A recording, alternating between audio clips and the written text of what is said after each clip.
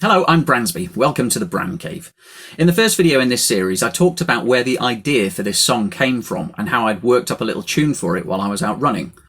I then talked about how I'd worked out what key I was going to sing it in, the sort of feel I was going for with the song, and what I was about to do next. Since then, I've developed it further. I've recorded some vocals, some guitar, some bass and some synths, and I had intended to document the whole process, but honestly, I found it quite difficult to do so, and I'll explain why.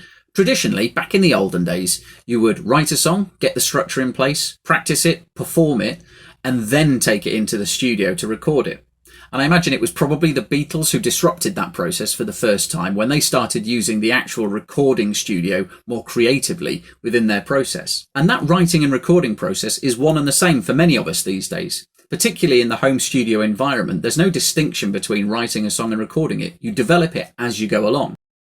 That's certainly what I'm doing anyway, and never more so than with this song. It's really starting to take on a life of its own. But because I've been quite spontaneously writing and recording things as I've gone along, I haven't documented the process. It's been far too sporadic, it's been spontaneous. I've thought of something, I've grabbed a guitar and I've written it down and I've recorded it into Ardour, but I haven't actually managed to make a video of me doing it. So I apologise for that. I will try better in the future. Now, I had thought that this song was going to be almost entirely vocally led. It was going to be very sparse, just a big reverby vocal, a bit of guitar behind it mirroring the vocal, and it was going to be very sparse, very melancholy. And it kind of still is that, but it's starting to take on a life of its own, and I think it's about to become far more than what I'd originally intended. And that's okay. Now, I started with the vocal. I decided that I'd come up with this tune in my head, so I'd just get that down, I'd just record it. So I started off with a guide note. I thought I'd either play a chord or a single note, and then I would just go into my vocal booth, as you can see behind me. I would just go into my vocal booth and start and just sing the whole thing and record it in one take. This was a bad idea. It turns out that I can't sing that well in tune. Now, I can sing in tune perfectly well alongside other instruments and other stuff that's in tune, but I tried to sing the whole thing all the way through just from that first guide note, and it didn't work. I was badly out of tune by the end of it, so I had to go back and redo the whole thing. Lesson learned. So I decided to record the guitar line, which I'd always intended to mirror the vocal line anyway, but of course recording the guitar, which is in tune, meant that I could sing against that guitar and keep myself in tune. But as I mentioned, things are a little bit spontaneous and sporadic when I'm working on my own in this studio, and rather than just recording a single guitar line for me to sing against, I ended up tripling the guitars and starting to play about with panning and all sorts, and I ended up with a really nice guitar tone, which is a good thing, but wasn't what I'd intended to do in the first place. But that's okay, it's a creative process. But anyway, I ended up with a nice guitar tone that was in tune, and I was able to sing the vocals against it, and I ended up with a good vocal take.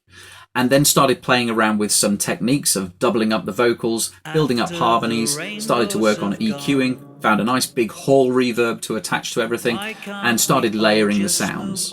As I was listening back to the vocals and guitar, I decided that it needed something underpinning it, something like a synth pad. So I opened up an instance of the catchily titled open source soft synth zynaddsubfx and started playing around with some presets. Now, if there's a better way of pronouncing that, please do drop a comment below and let me know.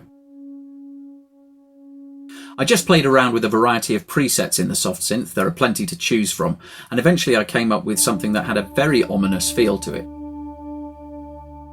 I then recorded some bass. I mentioned in the previous video that I thought there might be a soft pulsing bass to go with this song. I've got a very old, cheap Westfield bass. It's that one hanging up there. I recently bought some Wilkinson pickups off eBay to upgrade it slightly, and it's starting to sound quite nice. When I record bass guitar, I use a DI box so I can simultaneously record the direct out of the bass and a mic'd amp. I've only got a little Fender Rumble practice amp for the bass, but I find that when I put the SE4400 on the amp and double it up with the DI from the bass, I get a very big fat bass sound. I then put some of that same big hall reverb that I'd used on the vocals on the bass, and it's starting to sound very dark, very ominous.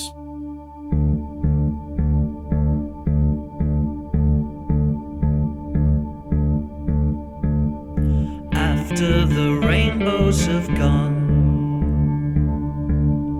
why can't we all just... So at this point, I'm questioning my original idea to keep the song as a sort of sparse vocal and guitar arrangement and just have it very sort of open and spacey and short, because the whole thing's only about 1.5 minutes at the moment. And listening back to it, it feels like an intro to something. So I'm going to see where it goes. I'm going to see if it is just an intro to something. I'm going to ponder on it, stroke my chin a bit, and think about where it could go next. And maybe it's going to become something entirely else. I don't know. That's the creative process. That's what, songwriting's all about.